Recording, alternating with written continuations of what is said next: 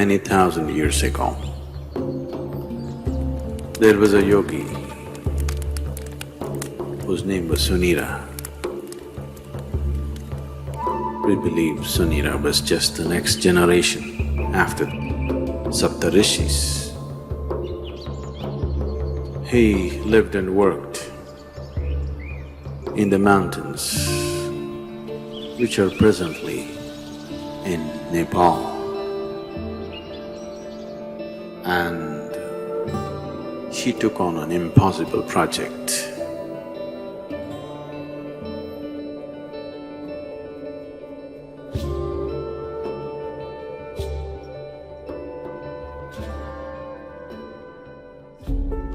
Sunira saw that human consciousness could be evolved if you produce a perfect human being who could render this to all sorts of people. In a way, he comes from the tradition of Shiva. Somewhere it's his dream to build another being like that. He wants to build a living Shiva once again, a perfect teacher for the world who is completely multidimensional, not this kind of teaching or that kind of teaching.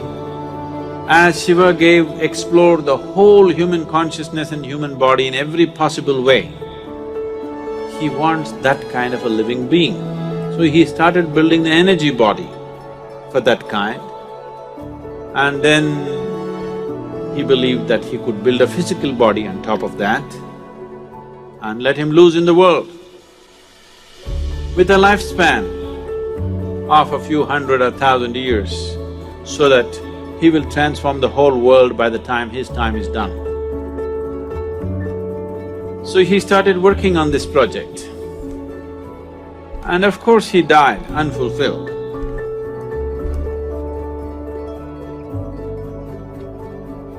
So here and there, down these 40,000 years, many ambitious yogis picked up the same project that Sunira had left and tried to reconstruct this energy body of a perfect teacher who can transform human consciousness.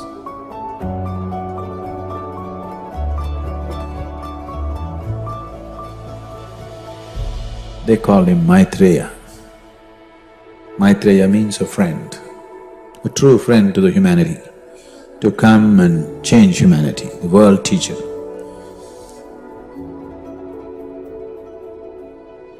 Generation after generation, many yogis tried to continue to work on the same half-made project of Sunira.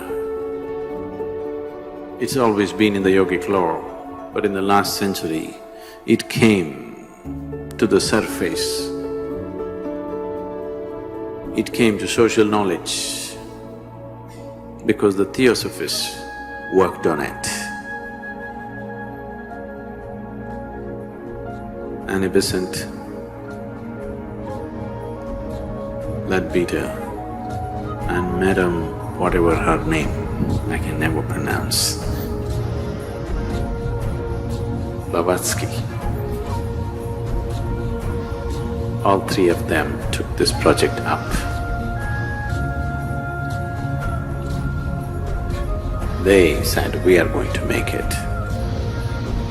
They amassed a vast amount of occult knowledge, probably for the first time in the last few hundred years, and definitely for the first time, not in a traditional way but in a modern way. They took up this project.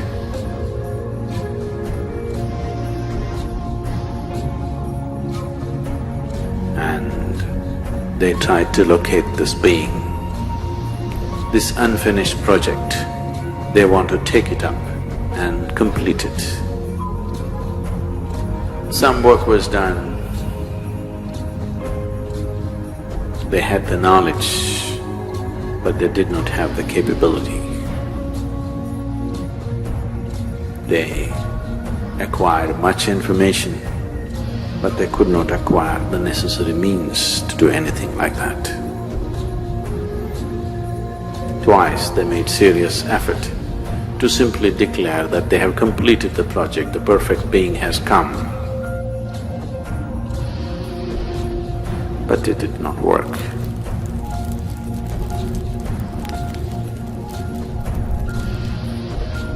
Another parallel line was also being drawn for the last couple of millenniums, where another set of yogis who were aware of this Sunira's glorious but quite impossible project, they started working upon a similar force to create a similar possibility, but with a completely different understanding of the same, creating a perfect being, but not as a human being, not in human form, because putting it into a human being as such a possibility, human system has all the capabilities, but still it doesn't have the necessary integrity of boundary to hold it. There are previous experiences of creating or attempting to create Dhyanalingas in many places. Any number of projects have started in the last 2000, 3000 years and they've been abandoned halfway because of some problem or the other. In Bhojpur, they attempted a Dhyanalinga about 1000 years ago, little more than 1000 years ago. This was supported by a local king, so it was hugely funded and they built a magnificent temple which is half done, and the rest of the plans they drew it on the stone, because there were no drawing boards. They flattened up a rock and they made an elaborate plan of the temple in all detail, the architectural thing on the stone. They had a grand plan, a beautiful setting and everything. But half completed, it stopped because of certain things. The lingam itself, they worked on it for more than 3 years. They had 14 people working on it, one yogi who started this whole process. But this yogi worked for over 2 years and produced these 14 people, 7 men and 7 women, of enormous or extraordinary accomplishment, and they started working. They created this lingam almost 95% done. But at that time an invasion happened.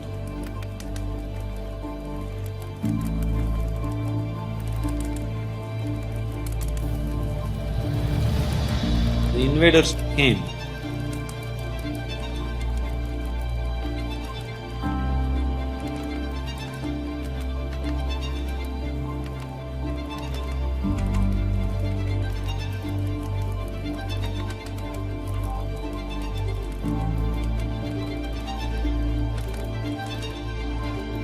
Found these people in certain states which whatever looked freakish for them,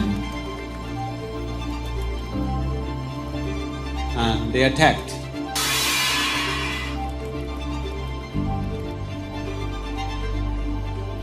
When they attacked, his left foot was chopped off. Because of this damage in the body, he could not continue. So he decided that they will merge themselves into the lingam and complete the work. So they asked another yogi, trained another yogi to lock the energies. This yogi left their bodies and merged into the lingam. But the other yogi who was supposed to do this was so overwhelmed by this situation that he could not lock it. Because they did not lock it in time, the lingam just cracked up. Even now you can see it's a straight crack in the lingam, about 3 to 4 inches is just opened up. Now they patched it up with lime. The archaeological department has patched it up with lime, but it just cracked.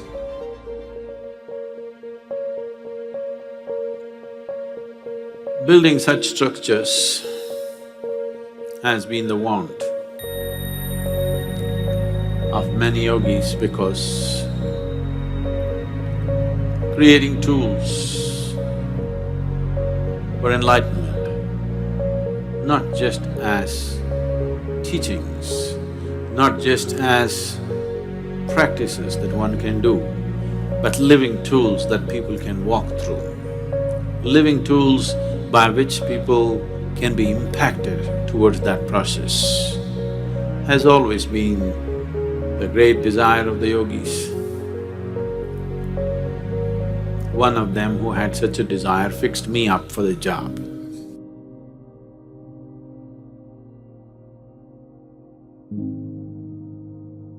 My physical proximity with him was just for a few minutes. It is in these few moments that this fabulous, crafty man enslaved me for his project.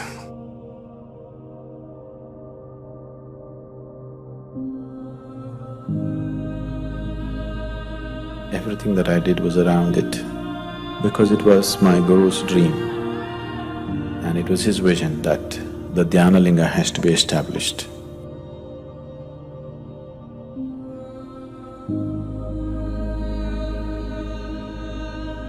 This is my Guru's will and grace.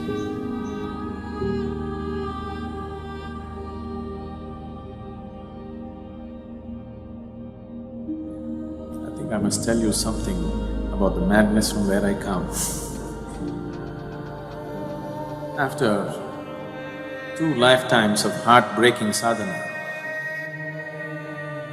very intense, very truly heartbreaking sadhana. These 2 lifetimes, I was referred to by people as Shiva Yogi. And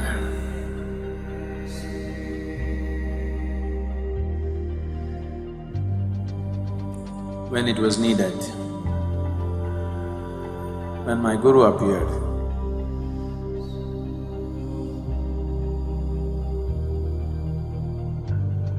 and when he felt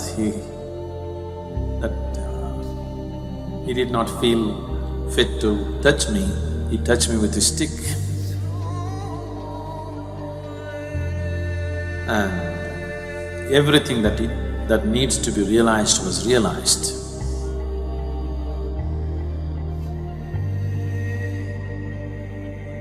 I was at the very peak of anything can be.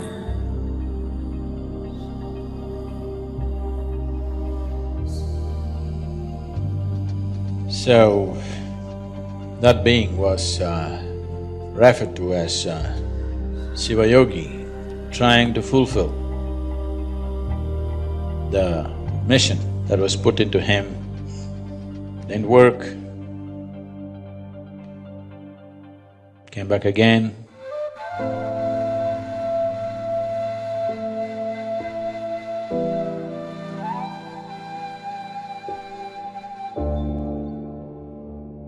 Sadhguru Sri Brahma tried very hard, almost successful, but couldn't fix the goodwill in the society because the intensity of who he is could not be understood in the social circumstances. He couldn't fulfill that. He prepared a few people and then went up the mountain. He was checking himself, why has he failed? He's got everything. Why is it didn't happen? He knew it's not that he lacks the competence, it's just that he did not garner the social support that was needed. So he went up the mountain for the last time.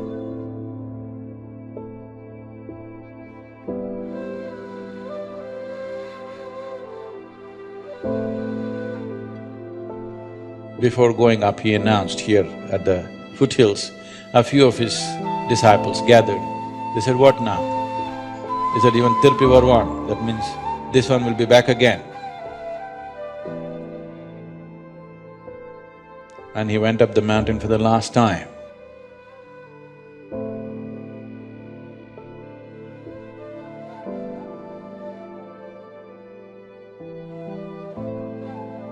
And he did a rare thing. He left his body through all his 7 chakras at the same time. He's just checking himself. He knows it's not so, but still the first blame should be on you when something doesn't work. So he's checking in case I'm not good or I'm not good enough. So he left his body through all his 7 chakras. This phenomenal energy, this very distinct energy which is nowhere else, you can experience on the 7th hill.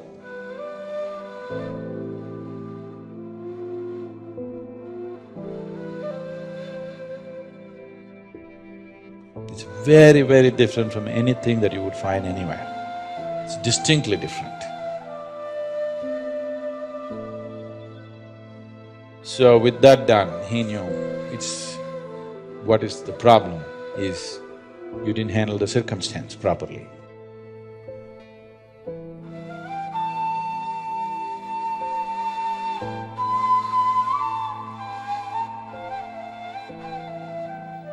This round when we came, we planned everything to a point where we decided a few people that I need, where they are born, in which room, how. Everything was planned, it went accordingly.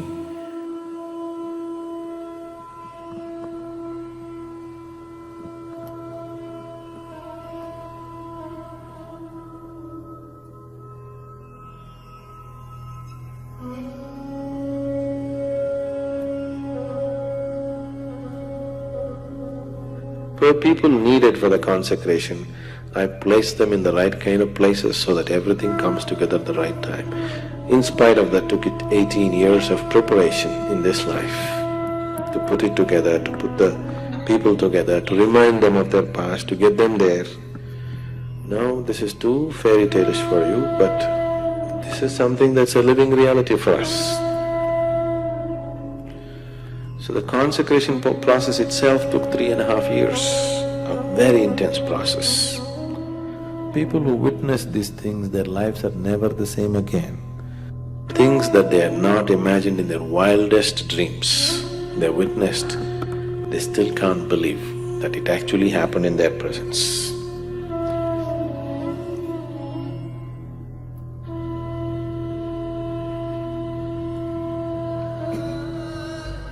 Yogi Sunira, he worked through his lifetime, and towards the end of his life, when this dream of creating a perfect being remained unfulfilled, Yogi Sunira made a prophecy that long time from now, long time from now, this work that I have started will find fulfillment and reverberate, not here, but in the green hills of the south. Our hills are green. We are in the south. So whatever Sunira's prophecy has come true, but not the way he thought it would.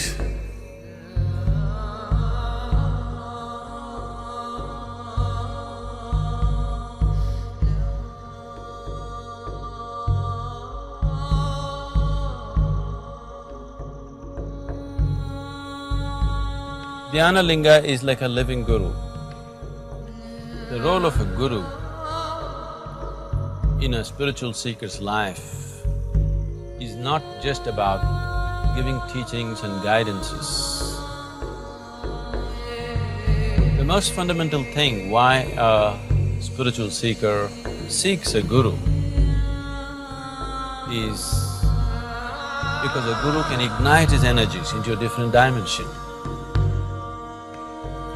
That aspect of Guru's role in a spiritual seeker's life is very well fulfilled by the dhyana linga. Once a person is in the sphere of dhyana linga, he cannot escape the sowing of the spiritual seed of liberation within himself.